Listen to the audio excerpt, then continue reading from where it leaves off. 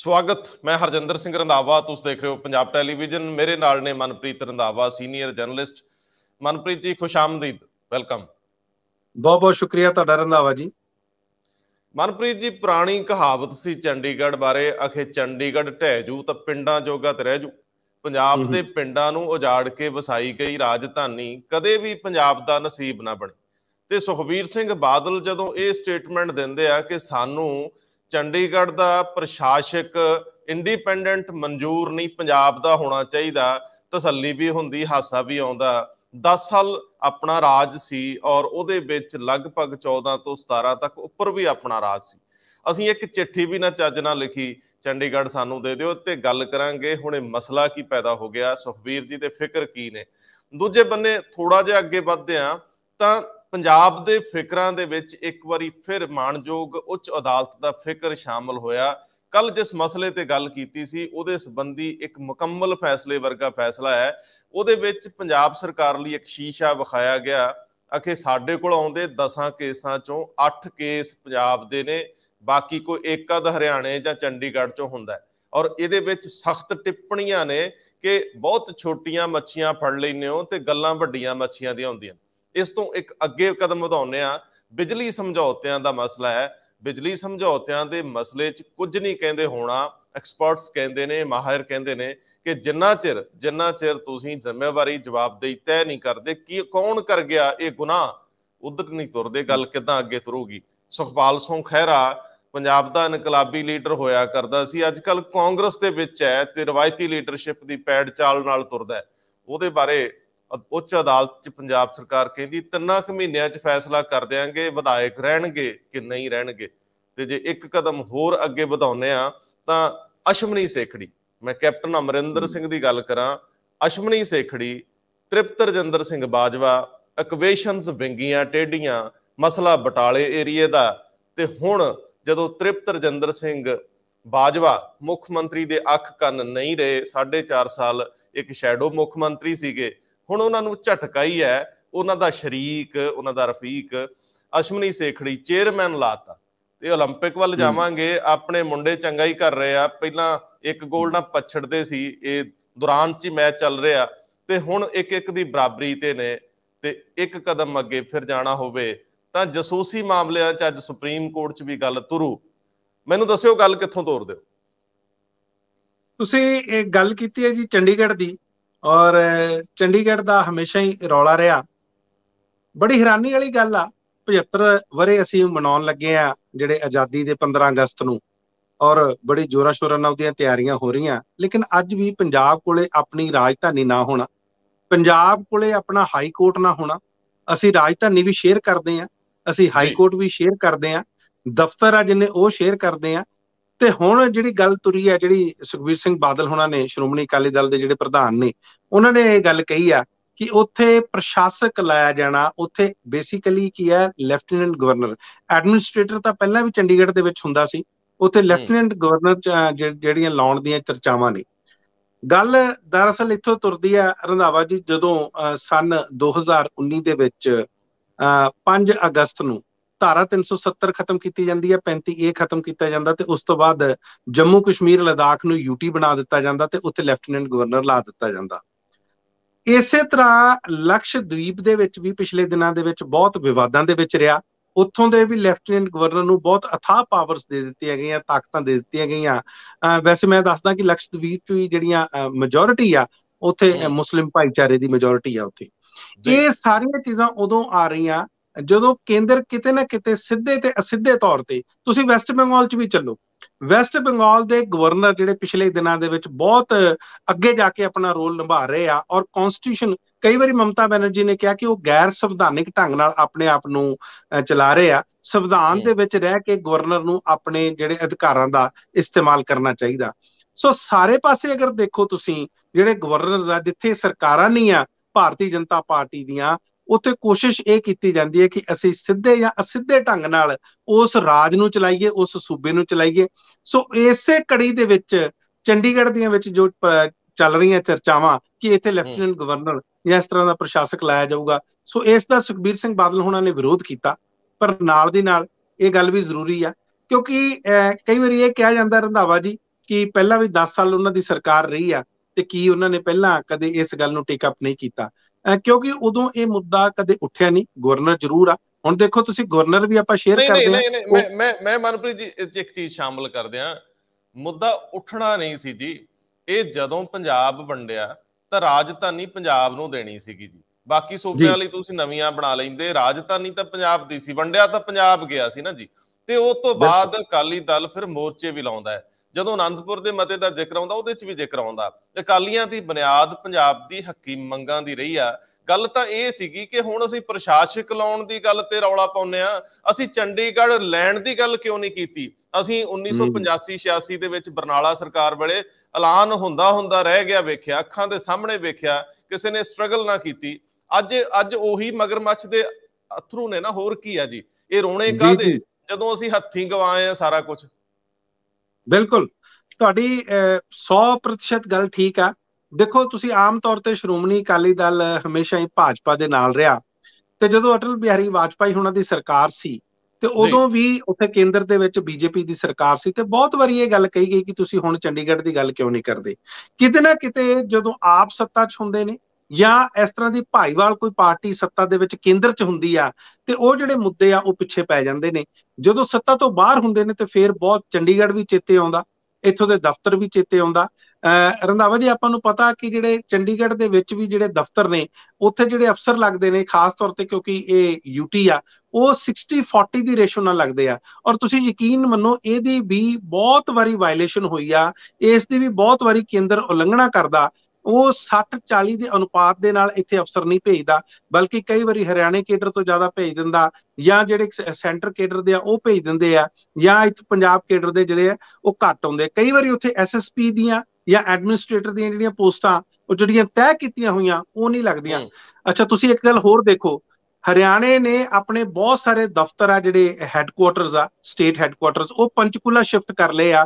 ਲਗਭਗ ਉਹ ਆਪਣੀ ਦਾਅਵੇਦਾਰੀ ਇਸ ਤਰ੍ਹਾਂ ਲੱਗ ਰਿਹਾ ਜਿਵੇਂ ਛੱਡ ਰਿਹਾ, ਹਾਲਾਂਕਿ ਪੰਜਾਬ ਨੇ ਵੀ ਬਹੁਤ ਸਾਰੇ ਜਿਹੜੇ ਆਪਣੇ ਦਫ਼ਤਰ ਆ ਉਹ ਮੋਹਾਲੀ ਲੈ ਆਉਂਦੇ ਆ। ਇਸ ਦੇ ਬਾਵਜੂਦ ਵੀ ਕਦੇ ਵੀ ਸਾਡੇ ਜਿਹੜੀਆਂ ਪੋਲੀਟੀਕਲ ਪਾਰਟੀਜ਼, ਚਾਹੇ ਉਹਦੇ ਵਿੱਚ ਤੁਸੀਂ ਸ਼੍ਰੋਮਣੀ ਅਕਾਲੀ ਦਲ ਲੈ ਲਓ, ਚਾਹੇ ਰਵਾਇਤੀ ਪਾਰਟੀ ਕਾਂਗਰਸ ਲੈ ਲਓ, ਇਹਨਾਂ ਨੇ ਕਦੇ ਵੀ ਇਸ ਤਰ੍ਹਾਂ ਦੀ ਕਵਾਇਦ ਜਾਂ ਇਸ ਤਰ੍ਹਾਂ ਦੀ ਕੋਸ਼ਿਸ਼ ਨਹੀਂ ਕੀਤੀ ਸ਼ਿੱਦਤ ਦੇ ਨਾਲ ਕਿ ਚੰਡੀਗੜ੍ਹ ਜਿਹੜੀ ਆ ਉਹ ਰਾਜਧਾਨੀ ਪੰਜਾਬ ਨੂੰ ਹਮੇਸ਼ਾ ਮਿਲਣੀ ਚਾਹੀਦੀ ਆ। ਇਹ ਮੁੱਦਾ ਕੁਝ ਦੇਰ ਲਈ ਅੱਗੇ ਆਉਂਦਾ, ਰਾਜਨੀਤਿਕ ਸਿਆਸੀ ਮੁੱਦਾ, ਫਿਰ ਪਿੱਛੇ ਪੈ ਜਾਂਦਾ ਜੀ। ਮਨਪ੍ਰੀਤ ਜੀ, ਜੇ ਚੰਗਾ ਹੁੰਦਾ ਸੁਖਬੀਰ ਸਿੰਘ ਬਾਦਲ ਚੰਡੀਗੜ੍ਹ ਦੇ ਵਿੱਚ ਇਹ ਗੱਲ ਕਰਨ ਦੀ ਬਜਾਏ ਉਹ ਮੈਂਬਰ ਪਾਰਲੀਮੈਂਟ ਨੇ ਦਿੱਲੀ ਦੇ ਵਿੱਚ ਜਾ ਕੇ ਨੌਕ ਕਰਦੇ, ਪਾਰਲੀਮੈਂਟ ਸੈਸ਼ਨ ਚੱਲਦਾ ਹੈ, ਅੰਦਰ ਜਾਂਦੇ, ਮਤਾ ਮੂਵ ਕਰ ਸਕਦੇ ਸੀ, ਰੈਜ਼ੋਲੂਸ਼ਨ ਮੂਵ ਕਰ ਸਕਦੇ ਸੀ, ਗੈਰ ਸਰਕਾਰੀ ਮਤਾ ਲਿਆਂਦਾ ਜਾ ਸਕਦਾ ਸੀ, ਸਵਾਲ ਰੱਖਿਆ ਜਾ ਸਕਦਾ ਸੀਗਾ। ਜੇ ਮੈਨੂੰ ਪਤਾ ਨਹੀਂ ਕਿ ਉਹਦਾ ਮਰਿਆਦਾ ਕੀ ਹੈ ਤੇ ਤਰੀਕਾ ਕੀ ਹੈ, ਲੇਕਿਨ ਪਾਰਲੀਮੈਂਟ 'ਚ ਰੌਲਾ ਪਾਇਆ ਜਾ ਸਕਦਾ ਸੀ। ਉਹ ਪੰਜਾਬ ਦੇ ਸਾਰੇ ਮੈਂਬਰ ਪਾਰਲੀਮੈਂਟਸ ਨੂੰ ਇੱਕ ਚੈਲੰਜ ਦੇ ਸਕਦੇ ਸੀ ਕਿ ਮੈਂ ਚੱਲਿਆ, ਮੇਰੇ ਨਾਲ ਆਓ ਸਾਰੇ। ਉਸ ਤੋਂ ਬਾਅਦ ਇਹ ਮਸਲਾ ਆਟੋਮੈਟਿਕਲੀ ਪ੍ਰੈਸ ਕਾਨਫਰੰਸ ਕਰਨ ਦੀ ਲੋੜ ਹੀ ਨਹੀਂ ਸੀ ਪੈਣੀ, ਦੇਸ਼ ਪੱਧਰ ਤੇ ਗੂੰਜਣਾ ਸੀ ਕਿ ਆਖਰ ਇੱਕ ਜਗ੍ਹਾ ਨਹੀਂ, ਦੋ ਜਗ੍ਹਾ ਨਹੀਂ, ਤਿੰਨ ਜਗ੍ਹਾ ਨਹੀਂ, ਕੇਂਦਰੀ ਹਾਕਮ ਧੱਕਾ ਕਰੇ। ਪੰਜਾਬ ਦੇ ਵਿੱਚ ਨਵਾਂ ਧੱਕਾ ਹੋਣ ਲੱਗਿਆ। ਮੈਨੂੰ ਤਾਂ ਕਦੇ ਕਦੇ ਇੰਝ ਲੱਗਦਾ ਹੈ ਕਿ ਅਸੀਂ ਆਪ ਹੀ ਹੱਕ ਛੱਡ ਰਹੇ ਹਾਂ। ਸਾਨੂੰ ਲੱਗਦਾ ਹੈ ਕਿ ਮੁਹਾਲੀ ਦੇ ਵਿੱਚ ਜੇ ਵੰਡੈਟਾ ਪੋਲਿਟਿਕਸ ਬੜੀ ਸੌਖੀ ਆ, ਜਿਹਦੀ ਸਰਕਾਰ ਆ, ਵਿਰੋਧੀਆਂ ਤੇ ਜਦੋਂ ਮਰਜ਼ੀ ਪੁਲਿਸ ਭੇਜਦੇ, ਕਿਧਰੋਂ ਪਰਮਿਸ਼ਨ ਨਹੀਂ ਲੈਣੀ ਪੈਂਦੀ। ਹੁਣ ਸਮਿਤ ਸੈਣੀ ਦਾ ਮਸਲਾ ਸੀ, ਅਗਲੇ ਚੰਡੀਗੜ੍ਹ 'ਚ ਰਹਿੰਦੇ ਆ, ਕਹਿੰਦੇ ਪਹਿਲਾਂ ਯੂਟੀ ਪੁਲਿਸ ਨੂੰ ਲਿਆਓ, ਨਾਲ ਪਰਮਿਸ਼ਨ ਲਿਆਓ। ਸੋ ਇਹੋ ਜਿਹੇ ਥਾਵਾਂ ਤੇ ਰਹਿਣਾ ਪੋਲੀਟੀਸ਼ੀਅਨ ਔਰ ਵੱਡੇ ਅਫਸਰਾਂ ਨੂੰ ਸੁਰੱਖਿਅਤ ਹੁੰਦਾ, ਕੋਈ ਸਿੱਧਾ ਹੱਥ ਨਹੀਂ ਆ ਕੇ ਪਾਉਂਦਾ। ਜਾਂਦੇ ਜਾਂਦੇ ਟਿੱਪਣੀ ਦੇ ਜਿਓ ਤੇ ਫਿਰ ਚੱਲਦੇ ਆ ਬਿਜਲੀ ਸਮਝੌਤਿਆਂ ਔਰ ਜਿਹੜੇ ਨਸ਼ੇ ਦੇ ਉੱਤੇ ਟਿੱਪਣੀਆਂ ਮਾਣਯੋਗ ਉੱਚ ਅਦਾਲਤ ਦੀ। ਨਹੀਂ, ਬਿਲਕੁਲ ਇਹ ਗੱਲ ਤੁਹਾਡੀ ਠੀਕ ਹੈ। ਕਦੇ ਵੀ ਇਹ ਜਿਹੜਾ ਮਸਲਾ ਚੁੱਕਿਆ ਜਾ ਸਕਦਾ ਸੀ। ਤੁਸੀਂ ਦੇਖੋ ਪਿਛਲੇ ਕਾਫੀ ਦਿਨਾਂ ਤੋਂ ਇਹ ਜ਼ਰੂਰ ਹੈ ਕਿ ਸ਼੍ਰੋਮਣੀ ਅਕਾਲੀ ਦਲ ਪਾਰਲੀਮੈਂਟ ਦੇ ਬਾਹਰ ਖੜੇ ਹੋ ਕੇ, ਹਰਸਿਮਰਤ ਕੌਰ ਬਾਦਲ ਉੱਥੇ ਤਖਤੀਆਂ ਲੈ ਕੇ, ਜਾਂ ਉਹਨਾਂ ਦੇ ਤਮਾਮ ਜਿਹੜੇ ਐਮਪੀ ਨੇ ਉਹ ਨਜ਼ਰ ਆਉਂਦੇ ਆ, ਤੇ ਇਹ ਵੀ ਮੁੱਦਾ ਬਣਾਇਆ ਜਾ ਸਕਦਾ ਸੀ, ਬਜਾਏ ਕਿ ਇੱਥੇ ਪ੍ਰੈਸ ਕਾਨਫਰੰਸ ਕਰਨ ਦੇ, ਉੱਥੇ ਇਹਦੀਆਂ ਵੀ ਤਖਤੀਆਂ ਲਹਿਰਾਈਆਂ ਜਾ ਸਕਦੀਆਂ ਸੀ, ਪੋਸਟਰ ਜਿਹੜੇ ਹੱਥਾਂ 'ਚ ਫੜੇ ਜਾ ਸਕਦੇ ਸੀ। ਲੇਕਿਨ ਕਦੇ ਇਸ ਮੁੱਦੇ ਨੂੰ ਉਸ ਸ਼ਿੱਦਤ ਦੇ ਨਾਲ, ਉਸ ਲੈਵਲ ਦੇ ਨਾਲ, ਕਿਉਂਕਿ ਕਿਸਾਨਾਂ ਦਾ ਮੁੱਦਾ ਇਸ ਟਾਈਮ ਉਹਨਾਂ ਨੂੰ ਲੱਗਦਾ ਕਿਤੇ ਨਾ ਕਿਤੇ ਪਿੱਛੇ ਪਾ ਰਿਹਾ। ਜਿਵੇਂ ਕੱਲ ਰਵਨੀਤ ਬਿੱਟੂ ਹੋਣਾ ਨਾਲ ਉਹਨਾਂ ਦੀ ਜਿਹੜੀ ਆ ਉਹ ਤੁਹਾਡੀ ਟਿੱਪਣੀ ਦਿਲਚਸਪ ਰਹੂਗੀ। ਉਹ ਦੋ ਜਿਹੜਾ ਉੱਥੇ ਗਲੀ ਦੀ ਲੜਾਈ ਹੋਈ ਆ, ਉਹਨੂੰ ਕਿਵੇਂ ਲੈਂਦੇ ਹੋ ਉਹ ਵੀ ਦੱਸ ਦਿਓ, ਕਿਉਂਕਿ ਪਾਰਲੀਮੈਂਟ ਦੇ ਬਾਹਰ ਦੀ ਗੱਲ ਤੋਰ ਲਈ ਤੁਸੀਂ। ਹਾਂ, ਬਿਲਕੁਲ ਬਿਲਕੁਲ, ਕਿਉਂਕਿ ਉੱਥੇ ਹੀ ਗੱਲ ਹੋਈ ਸੀ ਜਦੋਂ ਰਵਨੀਤ ਬਿੱਟੂ ਹੋਣਾ ਨੇ ਕਿਹਾ ਕਿ ਤੁਹਾਡੇ ਜਿਹੜੇ ਸੁਖਬੀਰ ਸਿੰਘ ਬਾਦਲ ਕਿੱਥੇ ਆ, ਪਾਰਲੀਮੈਂਟ ਦਾ ਸੈਸ਼ਨ ਚੱਲ ਰਿਹਾ ਤੇ ਉਹ ਗਾਇਬ ਕਿਉਂ, ਉਹ ਤਾਂ ਪ੍ਰੈਸ ਕਾਨਫਰੰਸਾਂ ਕਰਦੇ ਫਿਰਦੇ ਆ। ਤੁਸੀਂ ਹੁਣੇ ਗੱਲ ਕੀਤੀ ਆ ਕਿ ਪ੍ਰੈਸ ਕਾਨਫਰੰਸ ਹੀ ਕਿਉਂ, ਪਾਰਲੀਮੈਂਟ ਦੇ ਵਿੱਚ ਕਿਉਂ ਨਹੀਂ, ਜਾਂ ਪਾਰਲੀਮੈਂਟ ਦੇ ਬਾਹਰ ਕਿਉਂ ਨਹੀਂ? ਪਾਰਲੀਮੈਂਟ ਤਾਂ ਦੇਖੋ ਚੱਲ ਹੀ ਨਹੀਂ ਰਹੀ। ਪੈਗਾਸਸ ਜਿਹੜਾ ਜਸੂਸੀ ਕਾਂਡ ਆ ਉਹ ਲੈ ਲਓ, ਜਾਂ ਕਿਸਾਨੀ ਮੁੱਦਿਆਂ ਤੇ ਤਾਂ ਪਾਰਲੀਮੈਂਟ ਤਾਂ ਬਿਲਕੁਲ ਜਿਹੜੀ ਆ ਬੰਦ ਪਈ ਆ। ਲੇਕਿਨ ਇਸ ਦੇ ਬਾਵਜੂਦ ਜੇ ਤੁਸੀਂ ਐਡਾ ਵੱਡਾ ਮੁੱਦਾ ਉਠਾਉਣਾ, ਪੂਰੇ ਭਾਰਤ ਦਾ, ਇਹ ਨੈਸ਼ਨਲ ਲੈਵਲ ਦਾ ਮੁੱਦਾ, ਕਿਉਂਕਿ ਜਿਹੜਾ ਇਹ ਗਵਰਨਰੀ ਰੂਲ ਦੇ ਥਰੂ ਜੋ ਕੁਝ ਵੀ ਹੋ ਰਿਹਾ ਪੂਰੇ ਭਾਰਤ ਦੇ ਵਿੱਚ, ਉਹ ਸਾਨੂੰ ਸਾਰਿਆਂ ਨੂੰ ਪਤਾ। ਲੇਕਿਨ ਇਹ ਗੱਲ ਜ਼ਰੂਰ ਆ, ਕੱਲ ਜਿਹੜੀ ਸ਼ਬਦੀ ਜੰਗ ਆਪਸ ਦੇ ਵਿੱਚ ਹੋਈ ਆ ਰਵਨੀਤ ਬਿੱਟੂ ਦੀ, ਮੈਨੂੰ ਲੱਗਦਾ ਇਸ ਤਰ੍ਹਾਂ ਦੀ ਲੋੜ ਨਹੀਂ। ਕਿਤੇ ਨਾ ਕਿਤੇ ਤੁਸੀਂ ਦੇਖੋ ਰਵਨੀਤ ਬਿੱਟੂ ਹੋਣੀ ਵੀ ਜਾ ਕੇ ਖੁਦ ਛੇੜਦੇ ਨੇ, ਬੜੇ ਦਿਨਾਂ ਦੇ ਉਹ ਖੜੇ ਹੋਏ ਨੇ ਹਰਸਿਮਰਤ ਕੌਰ ਬਾਦਲ, ਤੇ ਫਿਰ ਉਹਨਾਂ ਨੂੰ ਕਹਿੰਦੇ ਤੁਸੀਂ ਕਿੱਥੇ ਸੀ, ਤੁਸੀਂ ਤਾਂ ਕੈਬਨਿਟ 'ਚ ਵੀ ਸੀ। ਤੇ ਫਿਰ ਹਰਸਿਮਰਤ ਕੌਰ ਬਾਦਲ ਅੱਗੋਂ ਜਵਾਬ ਦਿੰਦੇ ਆ ਕਿ ਜਦੋਂ ਇਸ ਮੁੱਦੇ ਤੇ ਬਹਿਸ ਹੁੰਦੀ ਸੀ ਤੁਸੀਂ ਤਾਂ ਵਾਕਆਊਟ ਕਰ ਗਏ, ਤੁਸੀਂ ਅੰਦਰ ਅਗਰ ਬਹਿਸ ਕਰਦੇ, ਬਿੱਲਾਂ ਦੇ ਖਿਲਾਫ ਖੜੇ ਹੁੰਦੇ ਤੇ ਸ਼ਾਇਦ ਬਿੱਲ ਨਾ ਪਾਸ ਹੁੰਦੇ, ਅੱਜ ਕਾਨੂੰਨ ਨਾ ਬਣਦੇ। ਖੈਰ ਇਹ ਸਾਰੀਆਂ ਗੱਲਾਂ ਪੋਲੀਟੀਕਲ ਦੀਆਂ ਹੈ, ਪੋਲਿਟਿਕਸ ਦੀਆਂ ਹੈ, ਸਿਆਸਤ ਦੀਆਂ ਹੈ, ਕਿਹਨੇ ਕਿੰਨੇ ਵੱਡੇ ਅੰਕ ਲੈਣੇ ਆ, ਕਿਹਨੇ ਜ਼ਿਆਦਾ ਸਕੋਰ ਕਰਨਾ, ਖੈਰ ਇਹ ਉਹਨਾਂ ਤੇ ਛੱਡ ਦਿੰਦੇ ਆ। ਪਰ ਲੋਕਾਂ ਦੀ ਅਦਾਲਤ, ਲੋਕ ਇਹਨਾਂ ਨੂੰ ਦੇਖ ਰਹੇ ਆ ਇਹ ਕੀ ਕਰ ਰਹੇ ਆ ਜੀ। ਵੈਸੇ ਸੁਖਬੀਰ ਬਾਦਲ ਦਾ ਧੰਨਵਾਦ। ਅਸੀਂ 2 ਦਿਨ ਪਹਿਲਾਂ ਇਹ ਜ਼ਿਕਰ ਕੀਤਾ ਸੀ ਕਿ 13 ਨਿਕਾਤੀ ਪ੍ਰੋਗਰਾਮ ਦੇ ਵਿੱਚ ਚੰਗਾ ਹੁੰਦਾ ਪੰਜਾਬ ਦੇ ਮਾਮਲੇ, ਚੰਡੀਗੜ੍ਹ, ਦਰਿਆਈ ਪਾਣੀਆਂ ਦੇ ਮਾਮਲੇ, ਜਾਂ ਫਿਰ ਜਿਹੜੇ ਬੇਅਦਬੀ ਔਰ ਨਸ਼ੇ ਦੇ ਮਾਮਲੇ ਵੀ ਰੱਖ ਲਏ ਜਾਂਦੇ। ਘੱਟੋ ਘੱਟ ਲੋਕਾਂ ਨੂੰ ਧਰਵਾਸ ਹੁੰਦਾ ਕਿ ਇਹਨਾਂ ਨੂੰ ਆਪਣਾ ਅਤੀਤ ਯਾਦ ਆ। ਸੁਖਬੀਰ ਸਿੰਘ ਨੇ ਉਹ ਮਿਹਣਾ, ਉਹ ਸਾਡਾ ਅਲਾਮਾ ਲਾਤਾ, ਉਹਨਾਂ ਦਾ ਧੰਨਵਾਦ। ਪਰ ਇਹ ਬਿਜਲੀ ਸਮਝੌਤੇ ਵੀ ਅਕਾਲੀ ਸਰਕਾਰ ਵੇਲੇ ਸਿਰੇ ਚੜੇ ਸੀ। ਹੁਣ ਉਹਦੇ ਉੱਤੇ ਮਾਹਿਰਾਂ ਦੀਆਂ ਟਿੱਪਣੀਆਂ ਆ ਰਹੀਆਂ। ਮੇਰੀ ਪੰਜਾਬੀ ਕਦੇ ਕਿਤੇ ਉਲਟੀ ਸਿੱਧੀ ਵੀ ਹੋ ਜਾਂਦੀ ਹੈ, ਲੇਕਿਨ ਇਹਦੇ ਵਿੱਚ ਇੱਕ ਗੱਲ ਕਹੀ ਜਾ ਰਹੀ ਹੈ ਕਿ ਇਹਨਾਂ ਨੂੰ ਰੱਦ ਕਰਨ, ਰਿਵਿਊ ਕਰਨ ਜਾਂ ਕੁਝ ਵੀ ਕਰਨ ਤੋਂ ਪਹਿਲਾਂ ਜਿਨ੍ਹਾਂ ਨੇ ਉਲਟ ਪੁਲਟ ਸਮਝੌਤੇ ਕਰ ਲਏ, ਜਿਨ੍ਹਾਂ ਨੇ ਇਹਦੀਆਂ ਕਲੌਜ਼ਸ ਨਹੀਂ ਦੇਖੀਆਂ, ਜਿਨ੍ਹਾਂ ਨੇ ਸਟੇਟ ਦੇ ਹਿੱਤ ਨਹੀਂ ਦੇਖੇ, ਜਿਨ੍ਹਾਂ ਨੇ ਸਾਈਨ ਕੀਤੇ, ਜਿਨ੍ਹਾਂ ਨੇ ਇਹਨੂੰ ਪੂਰਾ ਘੋਖਣ ਤੋਂ ਬਾਅਦ ਸਿਰੇ ਅਮਲ 'ਚ ਲਿਆਂਦਾ, ਫਾਈਲਾਂ ਤੱਕ ਪਹੁੰਚਾਇਆ, ਜ਼ਮੀਨ ਤੇ ਆਏ, ਜੇ ਉਹਨਾਂ ਦੀ ਜਵਾਬਦੇਹੀ ਤੇ ਉਹਨਾਂ ਦੀ ਸਜ਼ਾ ਜਿਹੜੀ ਆ ਨਿਰਧਾਰਤ ਨਹੀਂ ਕੀਤੀ ਜਾਂਦੀ, ਜ਼ਿੰਮੇਵਾਰੀ ਤੈਅ ਨਹੀਂ ਕੀਤੀ ਜਾਂਦੀ, ਤੇ ਬਾਕੀ ਸਭ ਨਿਰ ਆਧਾਰ ਆ, ਬੇਮਾਨੇ ਆ, ਫਜ਼ੂਲ ਆ, ਕੀ ਕਹਿੰਦੇ ਹੋ? ਬਿਲਕੁਲ ਰੰਧਾਵਾ ਜੀ, ਦੇਖੋ ਗੱਲ ਇਹ ਆ ਕਿ ਅਸੀਂ ਗੱਲਾਂ ਤਾਂ ਕਰਦੇ ਆ ਕਿ ਜਿਹੜੇ ਪਾਵਰ ਪਰਚੇਜ਼ ਐਗਰੀਮੈਂਟਸ ਆ ਜਾਂ ਤਾਂ ਉਹ ਰੱਦ ਕੀਤੇ ਜਾਣ ਜਾਂ ਉਹ 'ਚ ਸੋਧਾਂ ਕੀਤੀਆਂ ਜਾਣ, ਲੇਕਿਨ ਇਹਦੇ ਪਿੱਛੇ ਵੀ ਇੱਕ ਬਹੁਤ ਵੱਡੀ ਲੌਬੀ ਕੰਮ ਕਰਦੀ ਆ। ਇਹੀ ਜਿਹੜੇ ਮਾਹਰ ਨੇ ਉਹਨਾਂ ਨੇ ਇਹ ਵੀ ਗੱਲ ਕਹੀ ਆ ਕਿ ਜਿਹੜੀ ਲੌਬੀ ਆ ਅਫਸਰਾਂ ਦੀ, ਜਿਹੜੀ ਬਿਊਰੋਕ੍ਰੇਸੀ ਦੀ, ਉਹ ਚਾਹੁੰਦੀ ਨਹੀਂ ਕਿ ਇਹ ਕਿਸੇ ਤਰ੍ਹਾਂ ਜਿਹੜੇ ਰੱਦ ਹੋਣ, ਕਿਉਂਕਿ ਫੇਰ ਜਿਹੜੀ ਗਾਜ ਆ ਉਹਨਾਂ ਤੇ ਡਿੱਗ ਪੈਣੀ ਆ, ਫੇਰ ਉਹ ਸਵਾਲਾਂ ਦੇ ਘੇਰੇ 'ਚ ਆ ਜਾਣੇ ਆ, ਤੇ ਫਿਰ ਹੋ ਸਕਦਾ ਕਈਆਂ ਦੀਆਂ ਇਨਕੁਆਇਰੀਆਂ ਵੀ ਖੁੱਲਣ। ਗੱਲ ਇਹੀ ਆ ਕਿ ਇਹ ਜਿਹੜੇ ਅਫਸਰ ਆ ਉਦੋਂ ਸਮਝੌਤੇ ਸਾਈਨ ਕਰਦੇ ਆ, ਐਗਰੀਮੈਂਟ ਸਾਈਨ ਕਰਦੇ ਆ, ਉਹਨਾਂ ਤੇ ਦਸਤਖਤ ਕਰਦੇ ਆ, ਤੇ ਉਸ ਟਾਈਮ ਸ਼ਾਇਦ ਲੋਕਾਂ ਦੇ ਹਿੱਤ ਨਹੀਂ ਦੇਖਦੇ। ਜੇ ਦੇਖੇ ਆ ਤੇ ਫਿਰ ਉਹਨਾਂ ਨੂੰ ਜਨਤਕ ਕਰਨ ਕਿ ਅਸੀਂ ਜਿਹੜੇ ਸਮਝੌਤੇ ਆ ਬਿਲਕੁਲ ਠੀਕ ਕੀਤੇ ਆ। ਸੋ ਬਿਊਰੋਕ੍ਰੇਸੀ, ਜੇ ਇਹਦੇ ਵਿੱਚ ਕਿਸੇ ਤਰ੍ਹਾਂ ਦੀਆਂ ਉਣਤਾਈਆਂ ਨੇ, ਇਹਦੇ ਵਿੱਚ ਕਿਸੇ ਤਰ੍ਹਾਂ ਦੀਆਂ ਵੀ ਤੁਹਾਨੂੰ ਕੋਈ ਸ਼ਾਰਟਕਮਿੰਗਸ ਲੱਗਦੀਆਂ, ਕਮਜ਼ੋਰੀਆਂ ਲੱਗਦੀਆਂ, ਜਿਨ੍ਹਾਂ ਨੂੰ ਜੋ ਲੋਕ ਹਿੱਤ ਦੇ ਵਿੱਚ ਨਹੀਂ ਆ, ਉਹਨਾਂ ਨੂੰ ਰੱਦ ਕਰਨਾ ਬਣਦਾ, ਉਹਨਾਂ ਦੇ ਵਿੱਚ ਸੋਧਾਂ ਕਰਨੀਆਂ ਬਣਦੀਆਂ। ਜਿੱਦਾਂ ਕੈਪਟਨ ਅਮਰਿੰਦਰ ਸਿੰਘ ਉਹਨਾਂ ਨੇ ਆਪ ਕਿਹਾ ਕਿ ਸਾਨੂੰ 17 ਇਸ ਤਰ੍ਹਾਂ ਦੀਆਂ ਚੀਜ਼ਾਂ ਲੱਗੀਆਂ, 17 ਕਲੌਜ਼ਸ ਲੱਗੇ ਕਿ ਅਸੀਂ ਉਹਨਾਂ ਦੇ ਵਿੱਚ ਸੋਧਾਂ ਕਰਕੇ ਅਸੀਂ ਇਹਨਾਂ ਨੂੰ ਜਨਤਾ ਦੇ ਹਿੱਤ ਵਿੱਚ ਕਰ ਸਕਦੇ ਹਾਂ।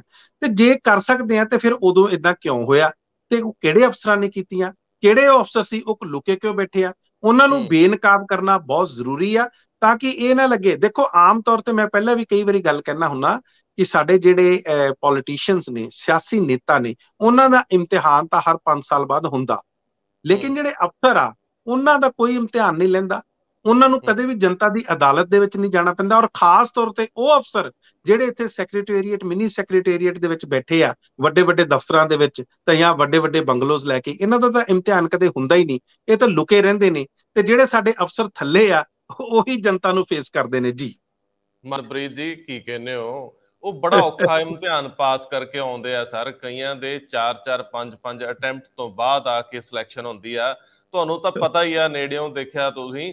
ਔਰ ਮੈਨੂੰ ਤਾਂ ਇੱਕ ਵੱਡੇ ਪੋਲੀਟੀਸ਼ੀਅਨ ਤੇ ਇੱਕ ਸਾਬਕਾ ਅਫਸਰਸ਼ਾਹ ਨੇ ਸਾਫ਼ ਕਹਿਤਾ, ਕਹਿੰਦੇ ਜਦੋਂ ਤੱਕ ਉਹ ਅਟੈਂਪਟਸ ਕਰ ਕਰਕੇ ਬਾਰ-ਬਾਰ ਪੇਪਰ ਦੇ ਦੇ ਕੇ 30-30 ਸਾਲ ਦੀ ਉਮਰ ਹੋ ਜਾਂਦੀ, ਬੜੀ ਵਾਰੀ ਮੱਚ ਮਾਰਿਆ ਜਾਂਦਾ, ਫਿਰ ਬੰਦਾ ਕਹਿੰਦਾ ਇੱਕ ਵਾਰੀ ਦਾ ਲੱਗ ਲੈਣ ਤੇ ਚੱਕ ਫੱਟੇ ਦੇਾਂਗੇ, ਤੇ ਉਹ ਚੱਕ ਫੱਟੇ ਕਿੱਥੇ ਜਾਂਦੇ ਤੁਹਾਨੂੰ ਵੀ ਪਤਾ। ਇੱਕ ਦਿਲਚਸਪ ਗੱਲ ਕਰਕੇ ਅੱਗੇ ਤੁਰੂੰਗਾ ਕਿ ਚੰਡੀਗੜ੍ਹ ਦੇ ਵਿੱਚ ਪਿਛਲੇ 2 ਸਾਲਾਂ ਤੋਂ ਇੱਕ ਕਵਾਇਦ ਹੋ ਰਹੀ ਸੀ ਬਿਜਲੀ ਦੇ ਨਿੱਜੀਕਰਨ ਦੀ, ਕਿ ਪ੍ਰਾਈਵੇਟ ਖੇਤਰ ਦੇ ਲੋਕ ਬਿਜਲੀ ਸਪਲਾਈ ਦੇਣ।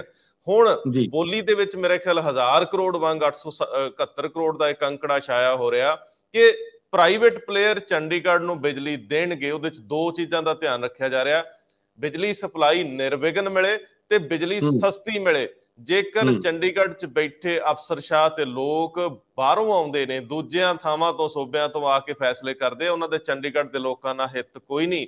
ਪਰ ਫਿਰ ਵੀ ਉਹ ਜੇਕਰ ਉਹ ਮੁਕਾਬਲੇ 'ਚ ਲਿਆ ਕੇ ਲੋਕਾਂ ਦਾ ਹਿੱਤ ਵੇਖ ਰਿਹਾ, ਸਾਡੇ ਤਾਂ ਯਾਰ ਉਹ ਆਪਣੇ ਸੀਗੇ ਜਿਨ੍ਹਾਂ ਨੇ ਸਾਡੇ ਲਈ ਫੈਸਲੇ ਕਰਨੇ ਸੀ, ਆਪਣੇ ਲੋਕਾਂ ਦੇ ਫੈਸਲੇ ਕਰਨੇ ਸੀ। ਉਹ ਕੋਈ ਵੀ ਸਰਕਾਰ ਹੋਵੇ, ਉਹ ਕਹਿੰਦੀ ਅਸੀਂ ਪੰਜਾਬ ਦੇ ਹਿਤੈਸ਼ੀ ਆ, ਉਹਨਾਂ ਨੇ ਸਾਡੇ ਫੈਸਲੇ ਕਰਨੇ ਸੀ। ਫਿਰ ਫੈਸਲੇ ਕਰਨ ਲੱਗਿਆ ਸਲਿੱਪ ਕਿੱਥੇ ਹੋ ਗਏ? ਸਾਨੂੰ ਮਹਿੰਗੀ ਬਿਜਲੀ ਦੇ ਕਿੱਲੀ ਤੇ ਕਿਉਂ ਟੰਗ ਗਏ? ਸਾਨੂੰ ਉਹਨਾਂ ਪੰਗਿਆਂ 'ਚ ਕਿਉਂ ਪਾ ਗਏ ਜਿਹੜੇ ਪੰਗੇ ਵਾਪਸ ਨਹੀਂ ਹੋਣੇ? ਚਲੋ ਅੱਗੇ ਤੁਰਦੇ ਆ ਸਰ। ਨਸ਼ੇ ਤੇ ਫਿਰ ਟਿੱਪਣੀ ਆ, ਬਹੁਤ ਬੁਰਾ ਲੱਗਦਾ ਹੈ। ਅੱਜ ਦੇ ਦਿਨ ਦੇ ਵਿੱਚ ਵੀ ਪੰਜਾਬ 'ਚ ਹਾਲਾਤ ਬਿਹਤਰ ਨਹੀਂ ਗੇ। ਨਸ਼ਾ ਬਹੁਤ ਵੱਡੀ ਪੱਧਰ ਦੇ ਉੱਤੇ ਸਪਲਾਈ ਹੋ ਰਿਹਾ, ਲੇਕਿਨ ਹਾਈ ਕੋਰਟ ਦੀ ਟਿੱਪਣੀ ਕਿ ਸਿਰਫ ਜਿਹੜੇ ਦਰਮਿਆਨ 'ਚ ਪਹੁੰਚਾਉਣ ਵਾਲੇ ਨੇ, ਜਿਹੜੇ ਮਾੜੀ ਮੋਟੀ ਸਮਗਲਿੰਗ 'ਚ ਸ਼ਾਮਲ, ਤੁਸੀਂ ਉਹਨਾਂ ਨੂੰ ਫੜ ਲੈਂਦੇ ਹੋ। ਤੁਸੀਂ ਫਿਰ ਬਹੁਤ ਸਾਰੇ ਬੇਕਸੂਰ ਵੀ ਫਸਾਤੇ। ਤੁਸੀਂ ਬਹੁਤ ਸਾਰੇ ਕੇਸ ਜਿਹੜੇ ਆ ਉਹ ਪੰਜਾਬ 'ਚੋਂ ਹੀ ਕਿਉਂ ਆ ਰਹੇ ਆ? ਤੇ ਫਿਰ ਵੱਡੀਆਂ ਮੱਛੀਆਂ ਦਾ ਜ਼ਿਕਰ ਤਾਂ ਹੁੰਦਾ, ਕਦੇ ਕਿਸੇ ਨੂੰ ਹੱਥ ਨਾ ਪਾਇਆ ਤੁਸੀਂ। ਬੜੀਆਂ ਸਖਤ ਟਿੱਪਣੀਆਂ ਸਾਂਗਵਾਨ ਸਾਹਿਬ ਦੀਆਂ, ਜਸਟਿਸ ਸਾਂਗਵਾਨ। ਚੰਗਾ ਹੈ ਇਸ ਤਰ੍ਹਾਂ ਦੇ ਜਸਟਿਸ ਇਨਸਾਫ ਲਈ ਅੱਗੇ ਵੱਧਦੇ ਆ। ਖੈਰ ਹੋਰ ਵੀ ਲੋਕ ਅੱਗੇ ਆਉਣੇ ਚਾਹੀਦੇ ਆ। ਮੈਨੂੰ ਇਹ ਤੇ ਟਿੱਪਣੀ ਦਿਓ, ਇੱਕ ਵਾਰੀ ਫਿਰ ਪੰਜਾਬ ਪੁਲਿਸ ਨੂੰ ਕਟਹਿਰੇ 'ਚ ਖੜਾ ਕੀਤਾ ਗਿਆ। DGP ਚੰਗੇ ਇਨਸਾਨ ਨੇ, ਮੇਰਾ ਖਿਆਲ ਇਹਨਾਂ ਟਿੱਪਣੀਆਂ ਨਾਲ ਤਕਲੀਫ 'ਚ ਜ਼ਰੂਰ ਆਏ ਹੋਣਗੇ। ਤੇ ਜਿੱਥੇ ਜਿੱਥੇ ਵੀ ਜ਼ਿਆਦਤੀ ਹੋ ਰਹੀ, ਖਾਸ ਤੌਰ ਤੇ ਅੰਮ੍ਰਿਤਸਰ ਦੇ ਮਸਲਿਆਂ 'ਚ ਕਿ ਬਹੁਤ ਨਜਾਇਜ਼ ਹੋਈਆਂ, ਬਹੁਤ ਲੋਕਾਂ ਤੇ ਨਜਾਇਜ਼ ਇਸ ਤਰ੍ਹਾਂ ਦੇ ਮਸਲੇ ਵੀ ਪਾਏ ਗਏ, ਮੈਨੂੰ ਦੱਸਿਓ ਜ਼ਰਾ ਕਿ ਅਸੀਂ ਖੜੇ ਕਿੱਥੇ ਆ ਤੇ ਸਾਡਾ ਫਿਊਚਰ ਕੀ ਆ। ਰੰਧਾਵਾ ਜੀ, ਇੱਕ ਗੱਲ ਸੁਣਾਉਣਾ ਤੁਹਾਨੂੰ। ਇੱਕ DGP ਸਾਹਿਬ ਰਿਟਾਇਰ ਹੋ ਰਹੇ ਸੀ, ਪੰਜਾਬ ਦੇ ਡਾਇਰੈਕਟਰ ਜਨਰਲ ਆਫ ਪੁਲਿਸ, ਤੇ ਲਾਸਟ ਪ੍ਰੈਸ ਕਾਨਫਰੰਸ ਕਰ ਰਹੇ ਸੀ। ਤੇ ਜਦੋਂ ਪ੍ਰੈਸ ਕਾਨਫਰੰਸ ਖਤਮ ਹੋਣ ਤੋਂ ਪਹਿਲਾਂ ਉਹ ਕਹਿੰਦੇ ਕਿ ਮੈਂ ਜੀ ਹੁਣ ਕਿਤਾਬ ਲਿਖੂੰਗਾ।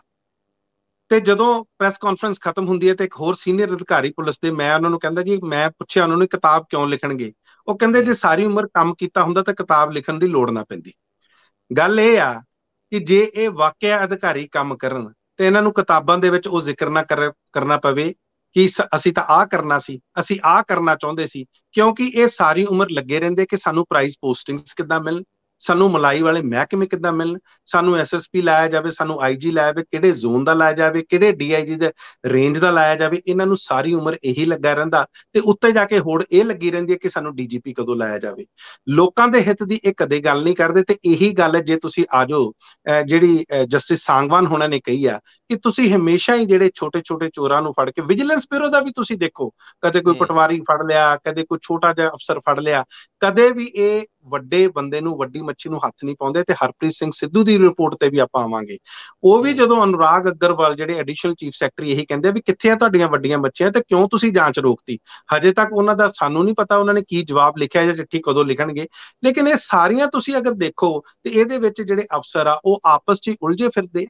ਕੰਮ ਜਿਹੜਾ ਉਹਨਾਂ ਨੂੰ ਕਰਨਾ ਹੁੰਦਾ ਉਹ ਕਰਦੇ ਨਹੀਂ, ਸਿਰਫ ਖੁਸ਼ਾਮਦ ਕਰਨ 'ਚ ਲੱਗੇ ਰਹਿੰਦੇ ਆ। ਉਹ ਪੋਲੀਟੀਸ਼ੀਅਨ ਦੀ ਕਿ ਕੌਣ ਸਾਡੀ ਬਦਲੀ ਕਰਾਊਗਾ, ਕਿਹੜਾ MLA, ਕਿੰਨੇ MLA ਤੋਂ ਅਸੀਂ ਚਿੱਠੀ ਲੈ ਕੇ ਆਵਾਂਗੇ, ਉਹ ਚਿੱਠੀਆਂ ਲਿਆ ਕੇ ਫਿਰ ਦਿਖਾਉਂਦੇ ਆ ਤੇ ਫਿਰ ਉੱਥੇ ਪੋਸਟਿੰਗ ਲੈਂਦੇ ਆ।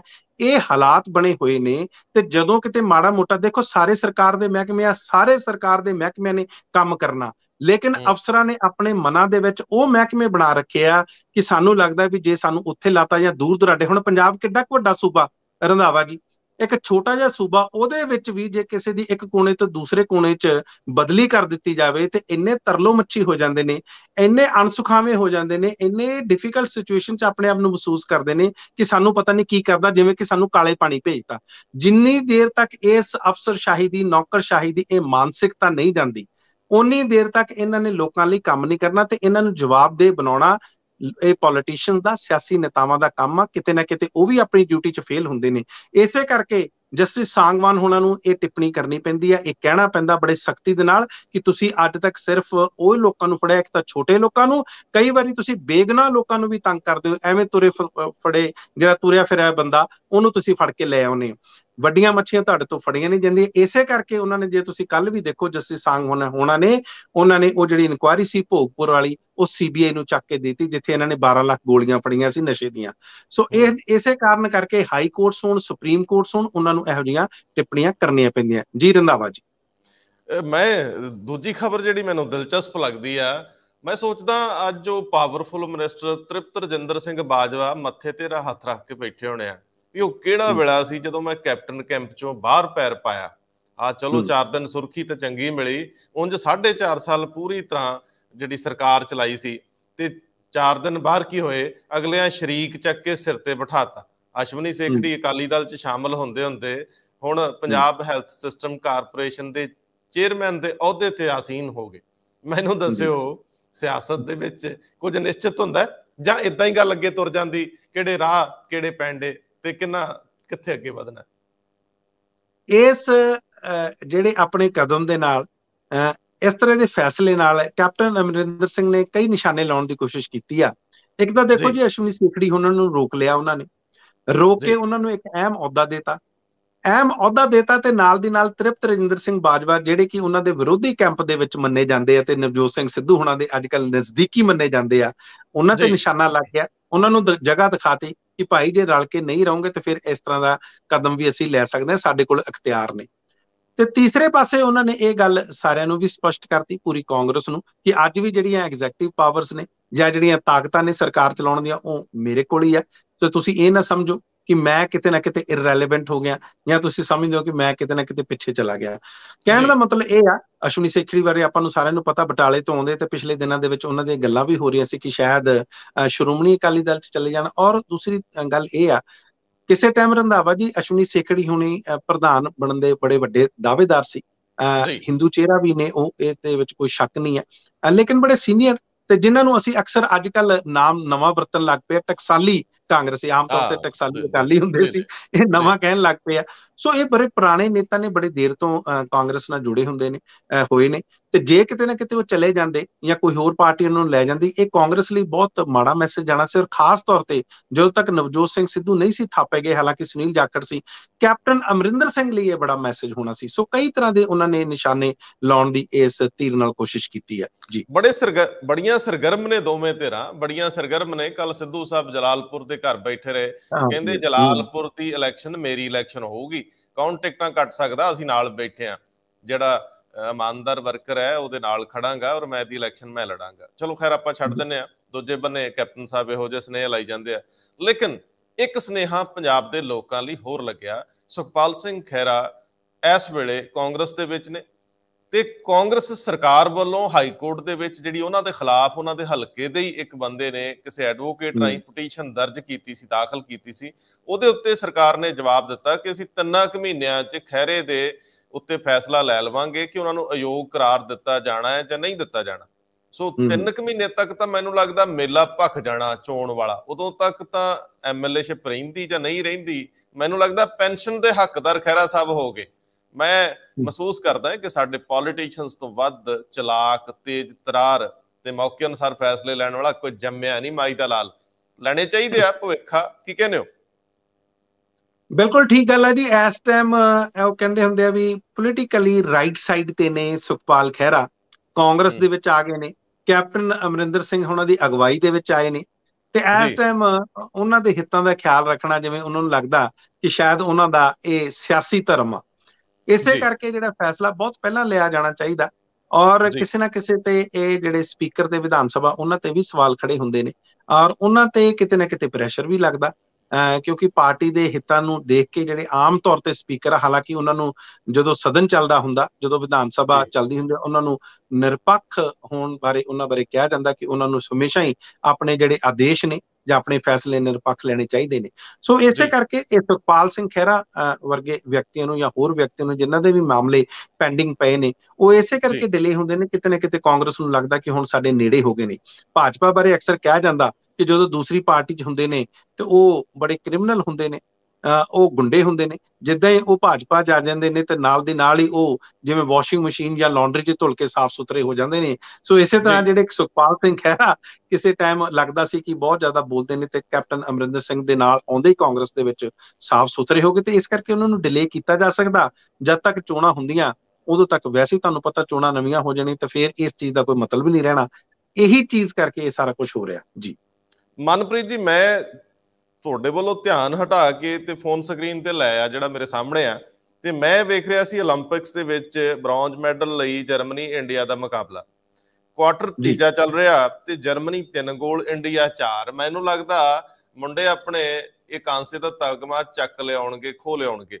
ਇੱਥੇ ਟਿੱਪਣੀ ਦਿਓ ਔਰ ਬਾਕੀ 올림픽ਸ ਵੱਲ ਗੇੜਾ ਮਾਰ ਕੇ ਦੱਸਿਓ ਵੀ ਆਪਾਂ ਕਿੱਥੇ ਕੁ ਖੜੇ। ਇਹ ਟਾਈਮ ਹੈ ਜੇ ਮਿੱਤਰੋ ਇਸ ਵੇਲੇ 8:02 ਦਾ, ਤੇ ਇਹ ਲਾਈਵ ਅਪਡੇਟਸ ਨੇ। ਉਦੋਂ ਤੱਕ ਇੰਡੀਆ 4 ਗੋਲਾਂ ਨਾਲ, ਲਓ ਜੀ ਇੰਡੀਆ ਦੇ ਹੋ ਗਏ ਜੇ ਹੁਣ 5, ਜਾਂ ਨਾਲ ਹੀ ਇੱਕ ਮੈਨੂੰ ਲੱਗਦਾ ਮੈਨੂੰ ਚੰਗਾ ਮੈਂ ਫੋਨ ਤੇ ਹੀ ਨਾ ਰਵਾਂ ਜੀ, ਆਹ ਗੋਲ ਵਾਵਾ ਹੋਈ ਜਾਂਦੇ ਜੀ। 5-3 ਨਾਲ ਹੁਣ ਇੰਡੀਆ ਦੇ 5 ਗੋਲ ਨੇ ਤੇ ਜਰਮਨੀ ਦੇ 3। ਬਾਬਾ ਜੀ ਇੰਝ ਹੀ ਰੱਖਿਓ, ਮੁੰਡੇ ਜਿੱਤ ਕੇ ਆਉਣ, ਹੌਸਲਾ ਵਧੂ, ਅਗਲੀ ਵਾਰੀ ਸੋਨੇ ਦਾ ਤਮਗਾ ਪੱਕਾ। ਕੀ ਕਹਿੰਦੇ ਹੋ?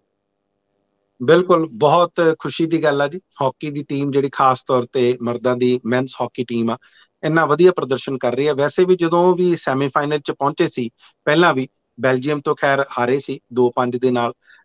ਉਸ ਟਾਈਮ ਵੀ ਲੱਗਦਾ ਸੀ ਕਿ ਇੰਨੇ ਸਾਲਾਂ ਬਾਅਦ, 49 ਸਾਲਾਂ ਬਾਅਦ, ਲਗਭਗ 50 ਸਾਲਾਂ ਬਾਅਦ ਇਹ ਟੀਮਾਂ ਉੱਥੇ ਪਹੁੰਚੀਆਂ।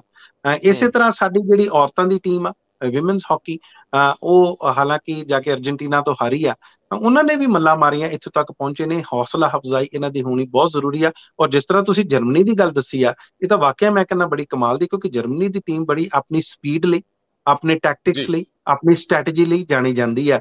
5-3 ਨਾਲ ਲੀਡ ਕਰਨਾ ਬੜੀ ਵਧੀਆ ਗੱਲ ਆ। ਹਾਲਾਂਕਿ ਤੁਸੀਂ ਦੱਸਿਆ ਤੀਸਰਾ ਕੁਆਟਰ ਆ, ਹਜੇ ਚੌਥਾ ਕੁਆਟਰ ਪਿਆ, ਕੁਝ ਵੀ ਹੋ ਸਕਦਾ। ਲੇਕਿਨ ਹਾਂ, ਜਿਸ ਹਿਸਾਬ ਨਾਲ ਲੀਡ ਬਣੀ ਹੋਈ ਆ, ਜਰਮਨੀ ਨੂੰ ਘੱਟੋ ਘੱਟ 3 ਗੋਲ ਕਰਨੇ ਪੈਣਗੇ ਜਿੱਤਣ ਲਈ। ਸੋ ਇਹ ਨਹੀਂ ਹੋ ਸਕਦਾ ਕਿ ਉਦੋਂ ਤੱਕ ਭਾਰਤ ਕੁਝ ਨਾ ਕਰੇ, ਇਹ ਨਹੀਂ ਹੋ ਸਕਦਾ ਕਿ ਭਾਰਤ ਕੁਝ ਨਾ ਕਰੇ। ਸੋ ਮੈਨੂੰ ਲੱਗਦਾ ਕਿਤੇ ਨਾ ਕਿਤੇ ਸ਼ਾਇਦ ਨੂੰ ਬ੍ਰੌਂਜ਼ ਮੈਡਲ ਦੀ ਉਮੀਦ ਜ਼ਰੂਰ ਰੱਖਣੀ ਚਾਹੀਦੀ ਆ।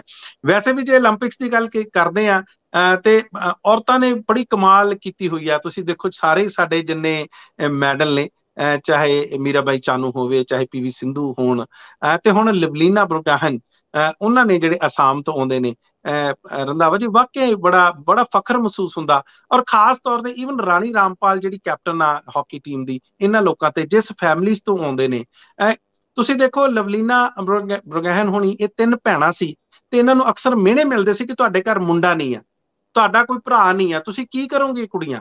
ਔਰ ਇਹਨਾਂ ਦੇ ਫਾਦਰ ਸੀ ਜਿਹੜੇ 2500 ਰੁਪਇਆ ਮਹੀਨਾ ਕਮਾਉਂਦੇ ਸੀ। ਈਵਨ ਤੁਸੀਂ ਦੇਖੋ ਜਿਹੜੀ ਰਾਣੀ ਰਾਮਪਾਲ ਆ, ਇਹ ਵੀ ਹਰਿਆਣੇ ਤੋਂ, ਬਹੁਤ ਹੀ ਗਰੀਬ ਪਰਿਵਾਰ ਤੋਂ, 80 ਰੁਪਏ ਇਹਨਾਂ ਦੇ ਫਾਦਰ ਰੋਜ਼ ਕਮਾਉਂਦੇ ਸੀ। ਸੋ ਇੰਨੀ ਅੰਤਰਰਾਸ਼ਟਰੀ ਲੈਵਲ ਤੇ, ਇੰਟਰਨੈਸ਼ਨਲ ਲੈਵਲ ਤੇ ਆ ਕੇ ਮੱਲਾਂ ਮਾਰਨੀਆਂ, ਇੰਨੀ ਗਰੀਬ। ਔਰ ਮੈਂ ਤੁਹਾਨੂੰ ਇੱਕ ਹੋਰ ਗੱਲ ਦੱਸਾਂ, ਅਸੀਂ ਬੜੀਆਂ ਗੱਲਾਂ ਕਰਦੇ ਆ, ਖੇਲੋ ਇੰਡੀਆ, ਇੰਨਾ ਬਜਟ ਆ ਗਿਆ, ਫਲਾਣਾ ਬਜਟ ਆ ਗਿਆ। ਰਾਣੀ ਰਾਮਪਾਲ ਹੋਣਾ ਦੀਆਂ ਕਈ ਇਸ ਤਰ੍ਹਾਂ ਦੀਆਂ ਗੱਲਾਂ ਆਈਆਂ ਕਿ ਜਦੋਂ ਦੁੱਧ ਪੀਂਦੇ ਸੀ ਤੇ ਦੁੱਧ ਪੂਰਾ ਨਹੀਂ ਸੀ ਹੁੰਦਾ, ਤੇ ਪਾਣੀ ਪਾ ਕੇ ਵਿੱਚ ਪੀ ਲੈਂਦੇ ਸੀ। ਤੇ ਅਸੀਂ ਗੱਲਾਂ ਕਰਦੇ ਇਹਨਾਂ ਨੂੰ ਡਾਈਟ, ਅਸੀਂ ਗੱਲਾਂ ਕਰ ਰਹੇ ਵੱਡੇ ਵੱਡੇ ਕਰੋੜਾਂ ਦੇ ਬਜਟ ਦੀਆਂ, ਤੇ ਕਿੱਥੇ ਜਾਂਦਾ ਬਜਟ। ਸੋ ਖੈਰ, ਬੜਾ ਚੰਗਾ ਲੱਗਦਾ। 65ਵੇਂ ਨੰਬਰ ਤੇ ਅੱਜ ਅਸੀਂ, ਲੇਕਿਨ ਮੈਨੂੰ ਲੱਗਦਾ ਕਿ ਜੇ ਇਸ ਤਰ੍ਹਾਂ ਕਰਦੇ ਰਹੇ ਤੇ ਸ਼ਾਇਦ ਸਾਡਾ ਜਿਹੜਾ ਇੰਪਰੂਵ ਹੋਵੇ। ਸਨ 2012 ਦੇ ਵਿੱਚ 6 ਮੈਡਲ ਆਏ ਸੀ, ਤੇ ਸ਼ਾਇਦ ਅਸੀਂ ਉਹ ਪੂਰੇ ਕਰ ਲਈਏ, ਉਸ ਤੋਂ ਅੱਗੇ ਵੱਧ ਜਾਈਏ, 6 ਤੋਂ ਵੱਧ ਚਲੇ ਜਾਈਏ। ਜੀ ਰੰਧਾਵਾ ਜੀ, 140 ਕਰੋੜ ਨੂੰ ਢੁੱਕਣ ਲੱਗੇ ਆ, ਤੇ ਤਕਲੀਫਾਂ ਦੇ ਅੰਬਾਰ ਚੋਂ ਜਦੋਂ ਖੁਸ਼ੀ ਦਾ ਇੱਕ ਛੋਟਾ ਜਿਹਾ ਹੀ ਕੋਈ ਖਬਰ ਜਾਂ ਕੋਈ ਇਵੈਂਟ ਮਿਲਦਾ ਹੈ, ਤੇ ਉਤਸ਼ਾਹ ਚ ਆ ਜਾਂਦੇ ਆ। ਹਾਲਾਂਕਿ ਬਣਦਾ ਤਾਂ ਇਹ ਸੀ ਵੀ ਅਸੀਂ ਟੈਲੀ ਚ ਪਹਿਲੇ, ਤੀਜੇ, ਚੌਥੇ ਸਥਾਨ ਤੇ ਹੁੰਦੇ। ਅਫਸੋਸ ਨਹੀਂ ਹੋ ਸਕਿਆ। ਲੇਕਿਨ ਜਿਹੜਾ ਪੱਟਾਂ ਦਾ ਜ਼ੋਰ ਆ, ਪੰਜਾਬੀਆਂ ਨੇ ਸਦਾ ਦਿਖਾਇਆ। ਹਾਕੀ ਪੰਜਾਬੀਆਂ ਦੀ ਮਨਭਾਉਂਦੀ ਗੇਮ ਰਹੀ ਆ। 올림픽ਸ 'ਚ ਕਈ ਵਾਰੀ ਫੱਟੇ ਖੜਕਾਏ ਆਪਾਂ, ਗੋਲ ਦਾਗ ਕੇ। ਹੁਣ ਫਿਰ ਪੰਜਾਬੀ ਇੱਕ ਵਾਰੀ ਖੇਡਾਂ ਦੇ ਮੈਦਾਨ 'ਚ ਨਿੱਤਰਨ ਲੱਗੇ ਆ। ਨਵੇਂ ਮੁੰਡਿਆਂ ਦੀ ਤੇਜ਼ ਤਰਾਰੀ ਵੇਖ ਕੇ ਚੰਗਾ ਲੱਗਦਾ। ਪ੍ਰਗਟ ਸਿੰਘ ਦਾ ਜ਼ਿਕਰ ਕਰਦਿਆਂ ਹੁਣ ਬੀਤੇ ਕਈ ਸਾਲਾਂ ਤੋਂ 올림픽ਸ ਦੇਖਣੀਆਂ ਛੱਡ ਗਏ ਸੀ, ਨਹੀਂ ਤੇ ਹਾਕੀ ਦਾ ਮੈਚ ਟਿਕ ਟਿਕ ਹੀ ਲਾ ਕੇ ਦੇਖਦੇ ਹੁੰਦੇ ਸਾਂ।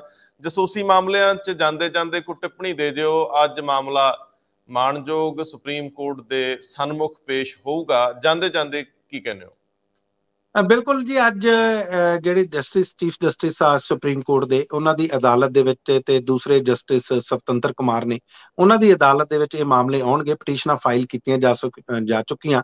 ਪਾਰਲੀਮੈਂਟ ਕਈ ਦਿਨਾਂ ਤੋਂ ਬੰਦ ਹੈ, ਇਸੇ ਕਰਕੇ ਕੰਮਕਾਜ ਠੱਪ ਪਿਆ ਲਗਭਗ, ਤੇ ਇਸੇ ਕਰਕੇ ਇੰਨਾ ਉੱਥੇ ਨੁਕਸਾਨ ਹੋਇਆ। ਦੂਸਰੀ ਗੱਲ ਮੈਂ ਤੁਹਾਨੂੰ ਇਹ ਵੀ ਦੱਸਦਾ ਕਿ ਹੁਣ ਇਸ ਮਾਮਲੇ ਵਿੱਚ, ਜਸੂਸੀ ਮਾਮਲੇ ਵਿੱਚ, ਸੁਪਰੀਮ ਕੋਰਟ ਦੇ ਸਾਬਕਾ ਜਸਟਿਸ ਨੇ ਅਰੁਣ ਮਿਸ਼ਰਾ, ਉਹਨਾਂ ਦਾ ਵੀ ਨਾਮ ਆ ਗਿਆ। ਅੱਜ ਕੱਲ੍ਹ ਉਹ ਨੈਸ਼ਨਲ ਹਿਊਮਨ ਰਾਈਟਸ ਕਮਿਸ਼ਨ ਦੇ ਚੇਅਰਮੈਨ ਨੇ, ਪਿਛਲੇ ਸਤੰਬਰ ਦੇ ਵਿੱਚ ਰਿਟਾਇਰ ਹੋਏ ਸੀ। ਉਹਨਾਂ ਦਾ ਸਨ 2010 ਤੋਂ ਲੈ ਕੇ ਸਨ 2018 ਤੱਕ ਦਾ ਜਿਹੜਾ ਫੋਨ ਆ, ਉਹਦਾ ਵੀ ਜ਼ਿਕਰ ਆਇਆ। ਕਈ ਇਸ ਤਰ੍ਹਾਂ ਦੇ ਅਦਾਰੇ ਆ ਜਿਨ੍ਹਾਂ ਨੇ ਇਸ ਰਿਪੋਰਟ ਦੇ ਵਿੱਚ ਇਹ ਗੱਲ ਕਹੀ ਆ।